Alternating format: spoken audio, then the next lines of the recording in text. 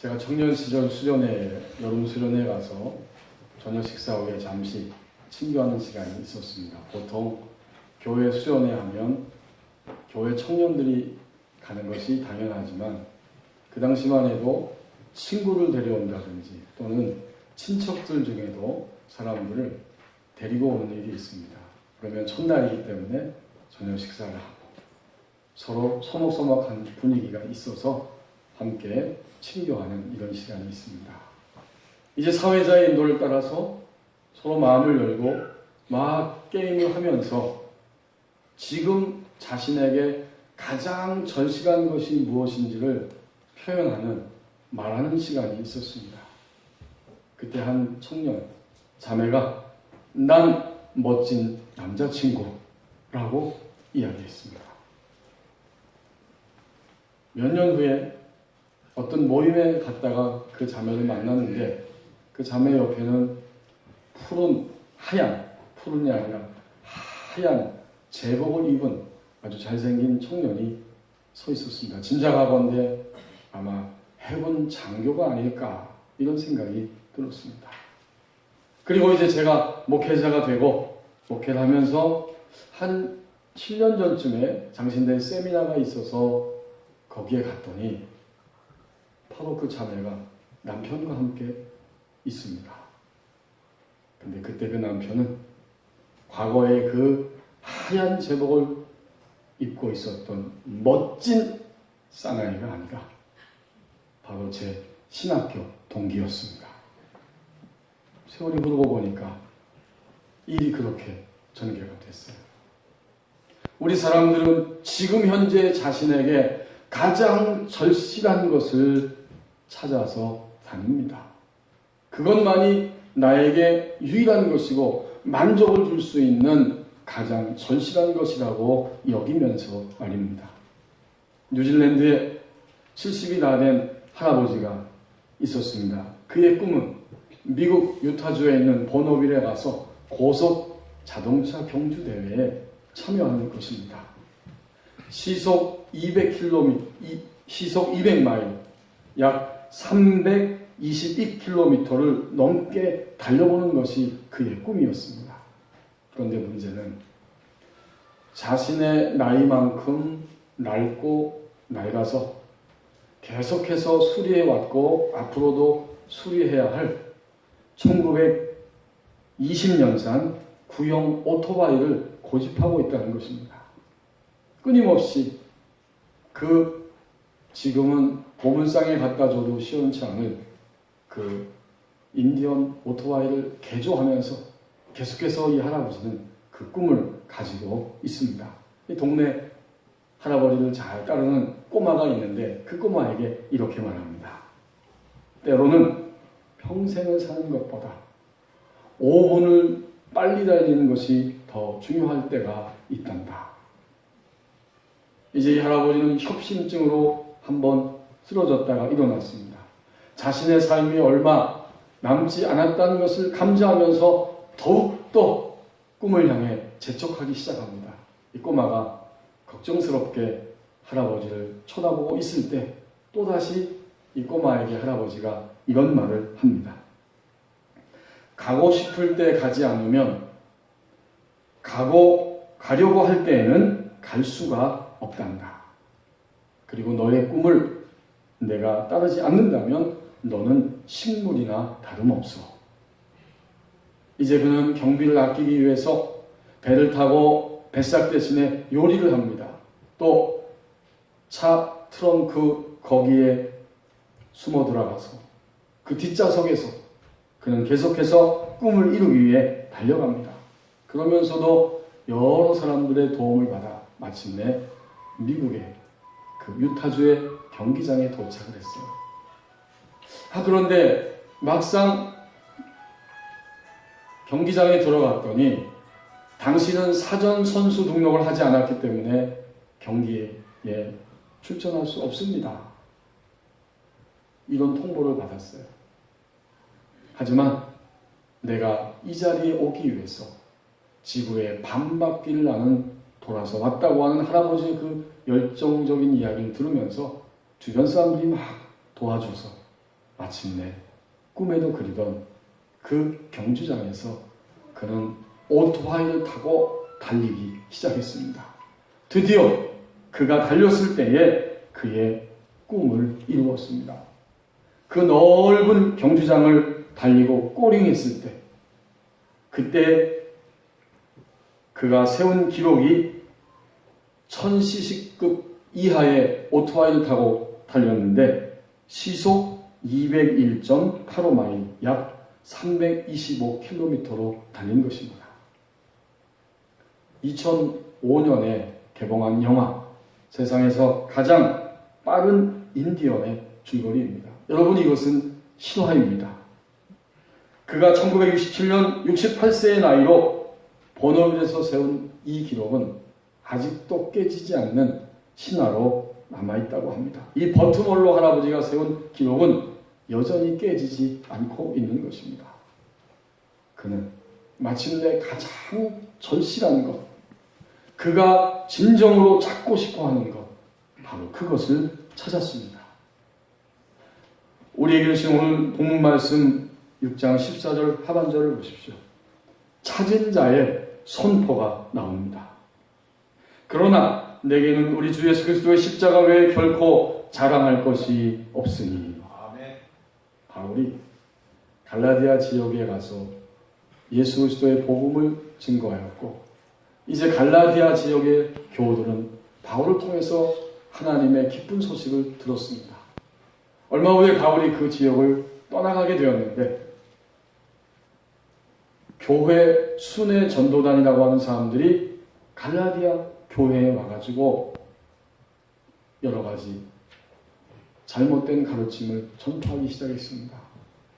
당신들은 우리와 같이 본래 하나님이 선택한 유대민족이 아니기 때문에, 이방인이었다가 예수를 믿었기 때문에 예수님을 통해서 구원의 기쁜 소식을 듣고 하나님께 나가는 것은 맞지만, 당신들의 구원이 온전해지기 위해서는 성경에 기록한 대로 할례를 받고 율법을 지켜야 합니다.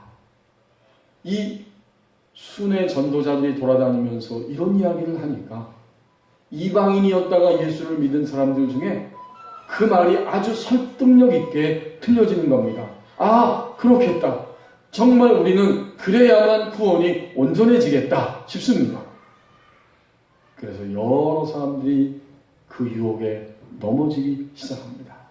하나님은 이런 상황에서 바울을 들어 쓰셔서 펜을 들게 하시고 바로 이 갈라디아서를 기록하게 하십니다.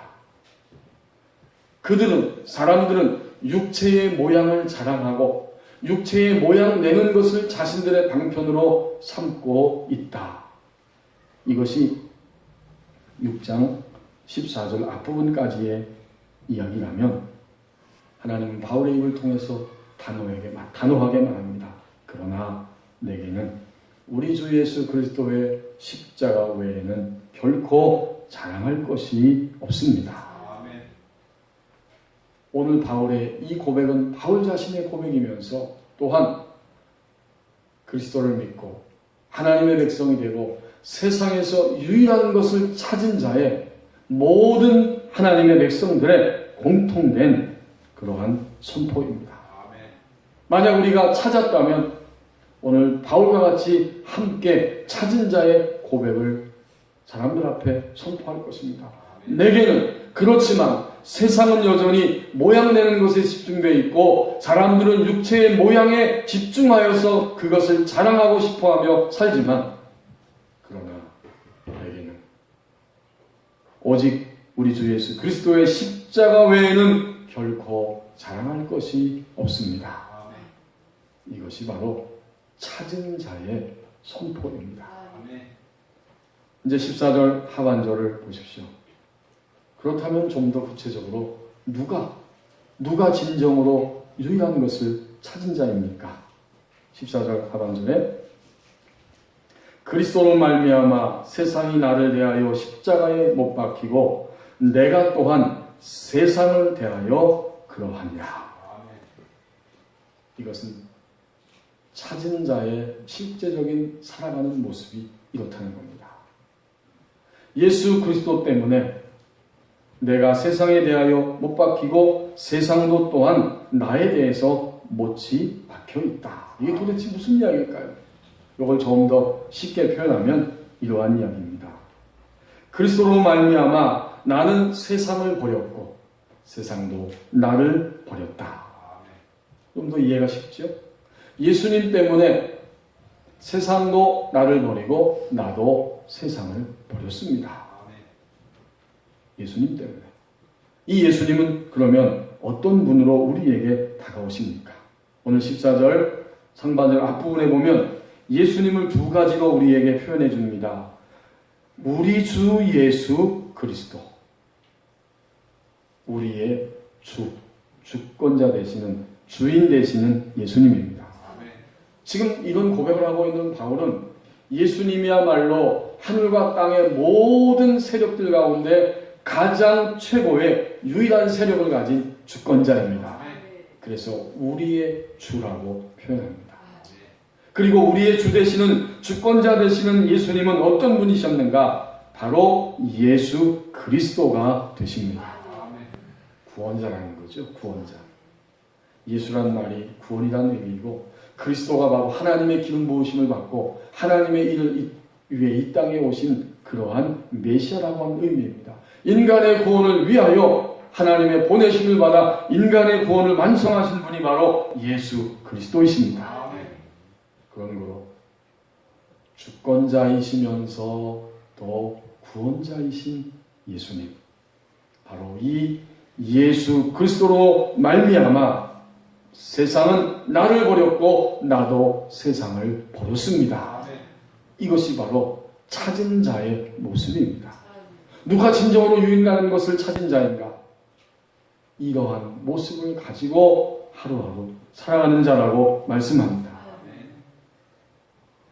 오늘 우리가 찾은 자라고 할 때 우리는 이런 분명한 고백을 가지고 살면서 이제 점점 시험에 들거나 또는 점점 흔들리는 일이 작아지기 시작하고 예수님을 믿고 예수님 때문에 시험에 들거나 흔들리는 일이 작아질 뿐만 아니라 점점 사라지는 삶을 살아갈 때 그가 바로 진정으로 찾은 자입니다.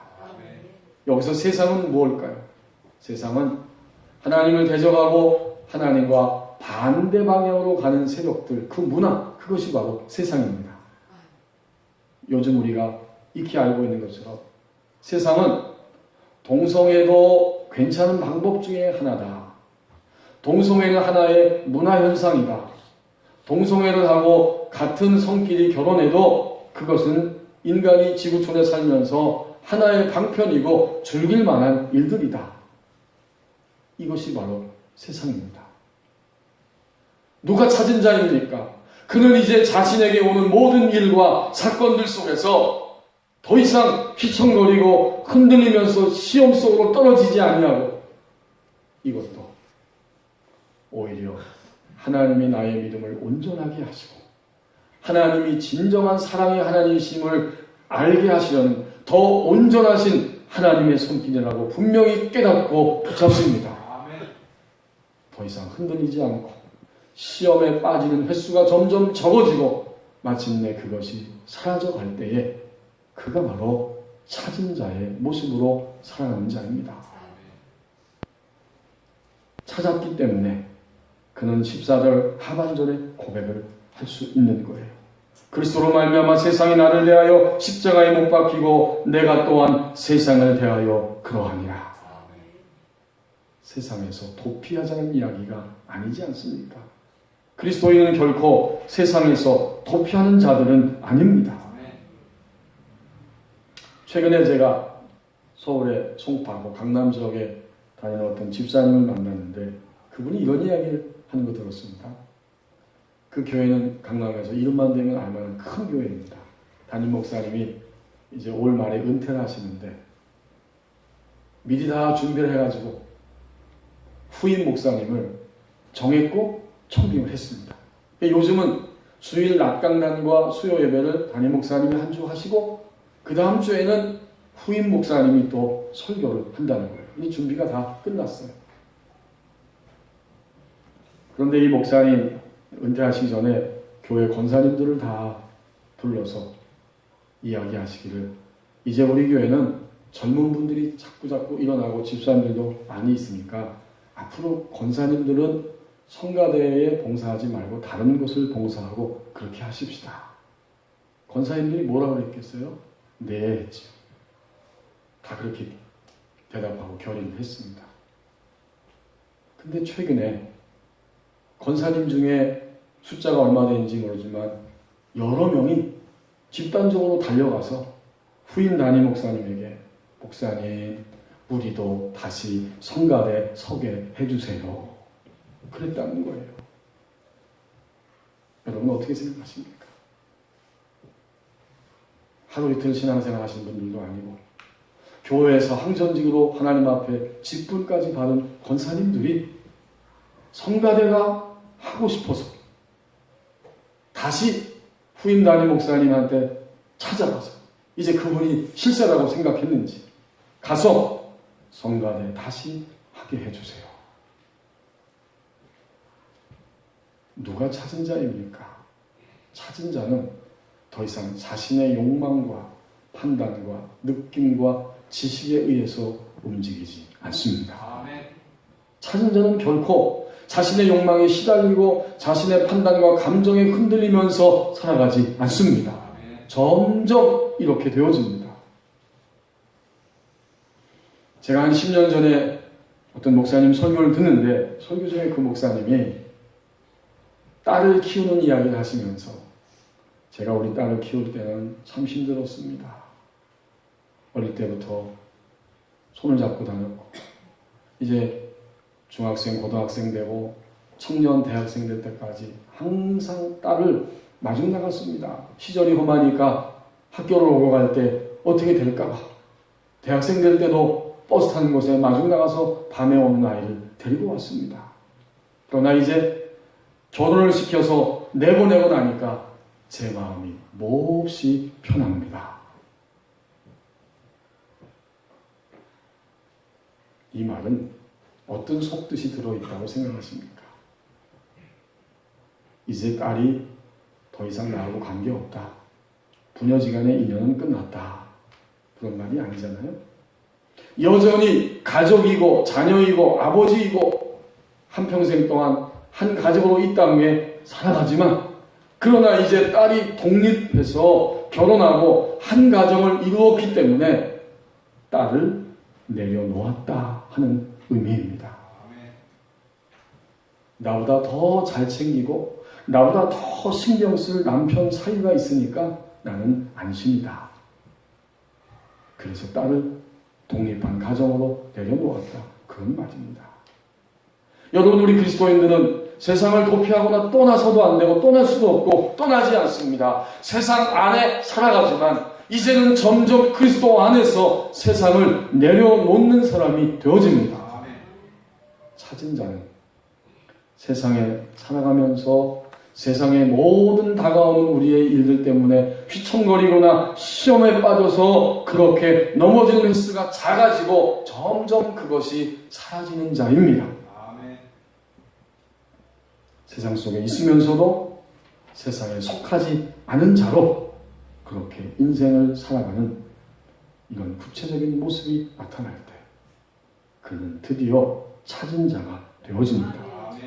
24절 하반절 말씀을 그러므로 새번역 성경은 이렇게 번역했습니다.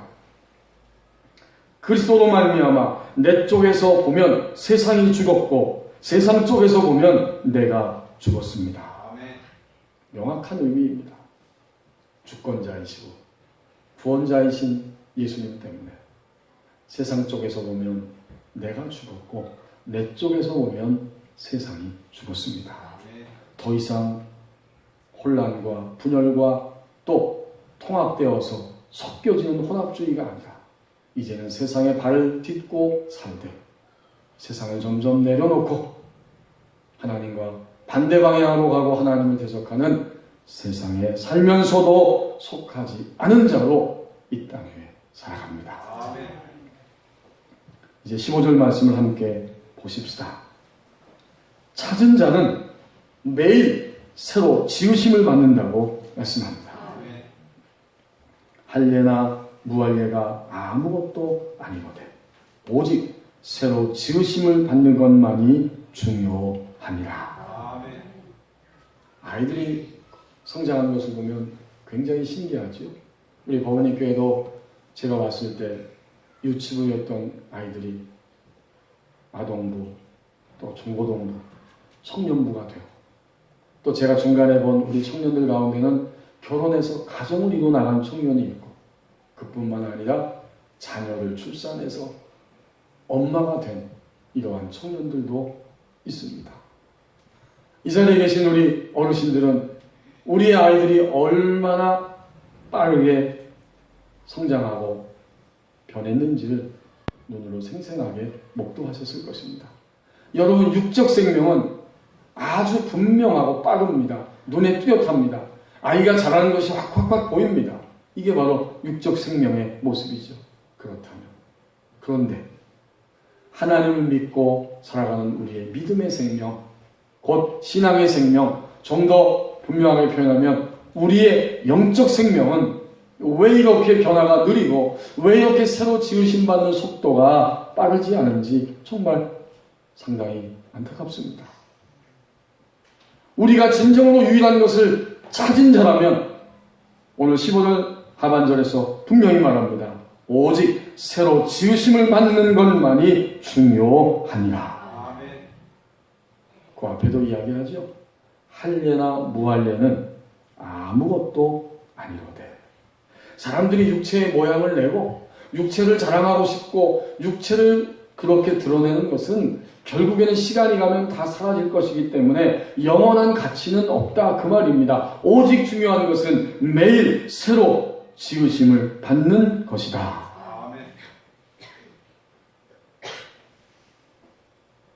여러분이 운전면허를 획득하면 처음에다 초보 운전 딱지를 붙이죠. 초보입니다. 알아서 피해주세요. 요새 문구가 굉장히 다양해졌어요. 여러 가지 공격적인 문구도 있는데 어쨌든 초보 딱지를 한 3개월 정도 붙이고 다닙니다. 경우에 따라서는 6개월 붙이는 분들도 있고. 그러나 그 이상은 달지 않아요. 왜? 3개월, 6개월만 운전하면 충분히 어느 정도는 숙달되어서 달릴 수 있기 때문에 시간이 가면 모든 것이 다 연습되고 숙달되어져서 차를 잘 타고 다닙니다. 우리 사람들의 생활은 숙달되는 것입니다. 하면 할수록 점점 익숙해져요. 그런데 하나님을 믿는 우리의 속사람의 생명은 어떠합니까? 지금까지 예수님을 구원의 주님, 주권자 주님이라고 고백하고 살아온 우리의 삶은 얼마만큼 숙달되어서 예수 그리스도의 형상이 회복된 모습으로 살아가고 있습니까? 자신 안에서, 그리고 다른 사람들 안에서 예수님의 온유함과 지혜로움과 권세와 능력이 얼마만큼 끊임없이 흘러나오고 있습니까? 매일 새롭게 지으심을 받는 것만이 중요하다. 우리가 이 땅에서의 모든 것은 다 한계를 가지고 있고 유한하지만 예수님의 형상을 회복하는 것은 무한대입니다. 이 땅에 사는 동안도 회복되고 하나님의 품에 안겼을 때는 완전한 모습으로 영화롭게 될 것입니다. 여러분, 이것은 우리에게 부담이 아니라 놀라운 소망이고 특권입니다. 어떤 것이 시간이 가는데 낡아지지 않을 수 있겠어요? 다 낡아지고 맙니다. 그러나 예수님을 믿고 예수님의 성품과 능력과 지혜가 내 안에 점점 옷을 입듯이 입혀지는 이 영적 신앙의 세계, 이 믿음의 세계는 끝이 없다는 거예요. 그래서 강조합니다. 오직이다. 유일하게 이것이다. 새로 지으심을 받는 것만이 중요하니라. 끊임없이 예수님 믿고 난 다음에 나의 죄와 악이 보이고 그것 때문에 기도하고 너무 힘들지만 하나님 우리에게 소망을 주십니다. 예수님을 믿고 예수님 안에 생명이 점점 풍성해질 때 너는 새로 지으심을 받는다. 얼마나 특권이고 얼마나 놀라운 이야기입니까? 그렇습니다. 유일한 것을 찾은 자는 매일 새롭게 지으심을 받는 자라고 말씀해 주십니다. 이제 마지막 16절을 함께 보십시다. 유일한 것을 찾은 자, 그는 누구인가 보았더니 이제는 사람들을 향한 축복 애도의 초대라고 말씀합니다. 16절, 물론 이 규례를 행하는 자에게와 어떤 규례, 오직 새로 지으심을 받는 것만이 중요하다고 하는 사실을 믿음의 기준으로 삼고 살아가는 사람들, 이 규례를 행하는 자에게와 하나님의 이스라엘에게, 예수 그리스도를 믿고 하나님의 백성이 된 하나님 백성 전체에게 평강과 긍휼이 있을지어다. 지금 바울은 사람들을 대적하고 공격하는 그러한 현실이지만 그 자리에서 이렇게 축복을 선포합니다. 하나님의 규례대로 믿고 행하는 사람, 또 하나님의 모든 선택된 하나님의 백성들 전체에게 하나님의 평강과 긍휼이 흘러 넘칠지어다. 놀랍게도 우리가 믿음으로 순수하게 예수 그리스도의 이름으로 축복하면 그 축복이 그대로 임합니다. 축복을 선포하는 내 안에 임하고 나의 목소리를 통해서 나간 그 축복의 선포를 들은 사람들에게도 예수님의 이름의 권세 때문에 축복이 그대로 임합니다. 사업에 실패한 뒤에 아주 무기력해지고 자살까지 생각하던 한 남성이 상담자를 찾아갔습니다. 매우 잘한 일이죠.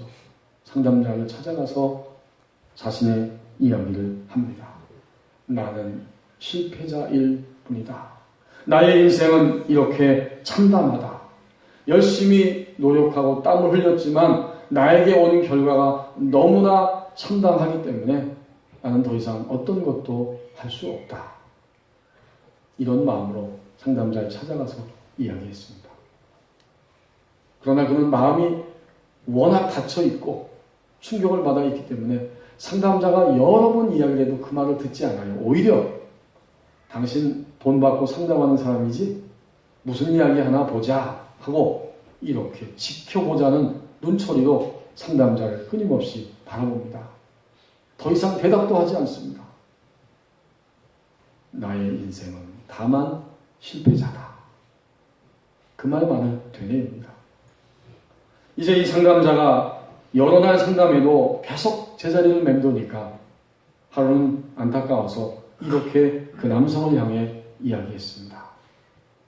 만약 당신의 아들이 당신과 같은 똑같은 위치에 서서 성공을 맛보았고 그리고 나서 당신과 똑같은 모습으로 실패 자리에 서 있다면 아들에게 뭐라고 이야기하시겠습니까?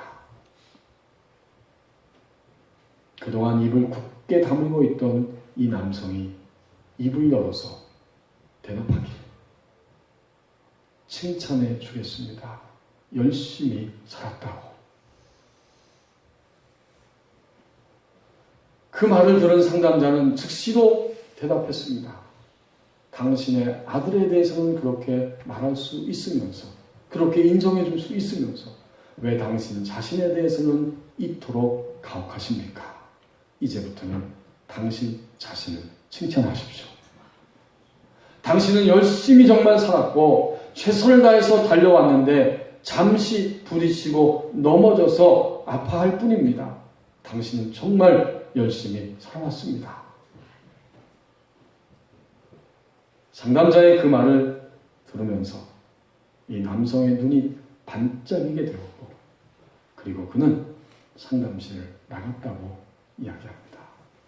성도 여러분, 오늘 우리는 이 말씀 앞에서 이제 오늘부터는 예수 그리스도의 이름으로 우리 자신을 축복하십시다. 예수님의 권세 때문에 우리는 살게 되었고 지금도 살아가고 있습니다. 우리가 종종 말씀드린 것처럼 어젯밤까지 실패하고 쓰리고 죄악되고 어리석었을지라도 오늘 주님 앞에 나오는 이 은총을 힘입었기 때문에 오늘부터는 자주자주 진정으로 예수 그리스도의 이름으로 자신을 축복할 수 있어야 됩니다. 오늘부터는 더 자주 우리의 사랑하는 가족들을 예수 그리스도의 권세를 의지하고 축복합시다. 여전히 부족하고 여전히 마음에 안 들고 서로 부딪히고 아파하는 부분들이 있을지라도 예수님 안에 있는 우리는 예수님의 권세로 축복을 선포해야 합니다. 오늘 바울이 그렇게 마지막 부분에서 선포하고 있습니다. 평강과 긍휼이 있을지어다. 자신을 축복하고 가족을 축복하고 우리 교회 공동체 성도들을 축복하고 우리가 만나는 이웃들을 예수님의 이름으로 축복할 때 바로 그 축복이 그대로 임합니다. 찾은 자는 사람들을 향한 축복 애로의 초대, 바로 그 행동 속에 살아간다고 말씀합니다. 지난 9월 10일이 바로 세계 자살 예방의 날이었습니다.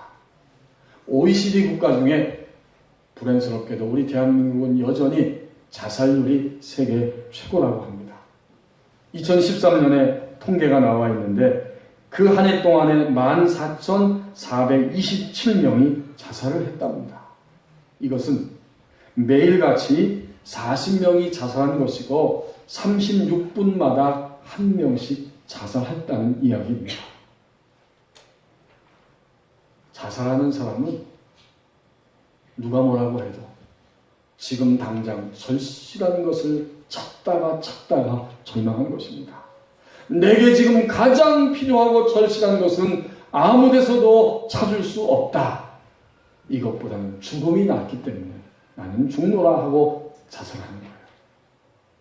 성도 여러분, 인간은 유일한 것을 찾는 존재입니다. 그런데 오늘 말씀은 우리에게 더 분명한 진리로 나가기를 원합니다. 내가 원하는 절실한 것을 찾는 자가 아니라 하나님이 주시는 것, 하나님 앞에 받을 수 있는 그것, 바로 그것을 찾아야만 하는 것이 그리스도인의 삶입니다. 그것이 뭘까요? 바로 예수 그리스도이십니다. 오늘 찾은 자의 고백이, 찾은 자의 선포가 있습니다. 그러나 내게는 예수 그리스도 외에는 결코 자랑할 것이 없습니다. 누가 찾은 자입니까? 더 이상 세상에 살되 세상의 모든 일로 인하여서 시험에 들고 흔들거리는 일이 점점 작아지고 점점 사라지는 자, 그가 바로 찾은 자입니다.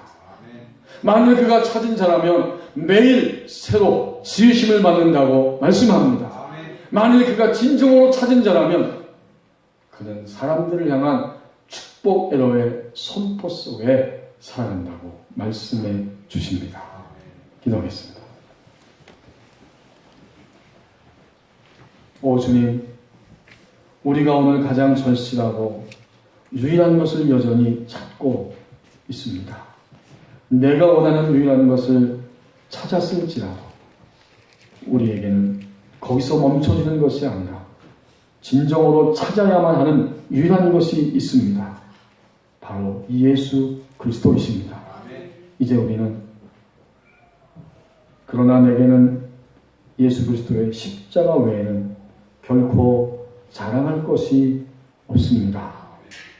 이러한 선포 속에 살게 하시고 더 이상 세상에 발을 붙이고 살지만 세상의 모든 일들로 인하여서 흔들리거나 시험에 휘청거리는 일이 작아지게 하시고 점점 사라지는 이런 놀라운 능력 속에 우리의 인생을 살아가게 하여 주옵소서.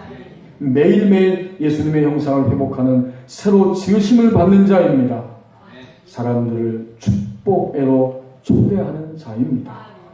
우리 모두가 이러한 진리 가운데 우리의 인생을 살아가게 하여 주옵소서. 예수님의 이름으로 기도하옵나이다. 아멘.